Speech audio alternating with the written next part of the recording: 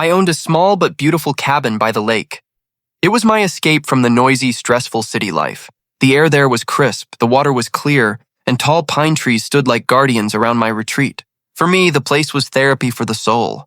But there was always one problem that refused to leave me in peace: the HOA, or Homeowners Association, and its most troublesome member, Karen. Karen acted like the self-appointed sheriff of the neighborhood. She constantly poked her nose into other people's business, filed complaints for the tiniest things, and thrived on making everyone else miserable.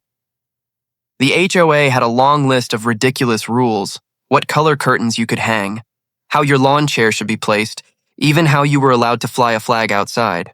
But Karen was the enforcer. She walked around with a sense of authority, peeking into windows, taking pictures of neighbors' property, and barging into conversations uninvited. At first I ignored her, hoping she'd get bored. But over time, her behavior escalated. She'd bang on my door unannounced, spread rumors about me to others, and even took photos of my boat docked at the lake just to report me for violations. On one particular morning, I had arranged a very important meeting at my cabin. This wasn't just any guest dropping by. It was none other than the State Attorney General. The meeting had to remain private and confidential because things with the HOA had gone far beyond annoying rules. There were legal issues now: harassment, misuse of authority, and even signs of financial misconduct. Other neighbors were too scared to come forward, but I had decided enough was enough. I was tidying up the cabin and laying out all the documents for the meeting when I saw Karen's SUV roll up by the lake. My stomach dropped.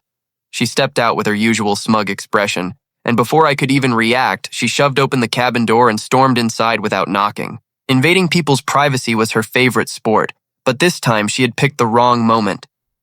"Just what do you think you're doing?" Karen barked. "Who are you meeting here without HOA approval? And what are all these papers?" She was yelling as if she had caught me committing a crime. At that exact moment, my guest walked out from the back room, dressed sharply in a suit and tie, carrying himself with calm authority. The State Attorney General. The look on Karen's face was priceless. For the first time ever, I saw fear in her eyes. In a steady, commanding voice, the Attorney General said, "Ma'am, you've entered private property without permission." "That's trespassing," Karen stammered, her face turning pale. She had always bullied neighbors, but she never expected to be confronted by the highest-ranking legal officer in the state inside my cabin. I laid all my evidence out on the table: false fines issued by the HOA, bogus complaints filed against me, written statements from other neighbors who had suffered, and even photographs showing Karen harassing people. The Attorney General went through each piece carefully, nodding slowly. "This is serious," he said finally. "It looks like the HOA, along with certain individuals, have overstepped their authority and crossed into unlawful harassment." Karen's hands shook as she tried to defend herself. Karen's voice quivered as she said, No, you don't understand. I was just trying to enforce the rules." "That's my duty." But the Attorney General cut her off sharply.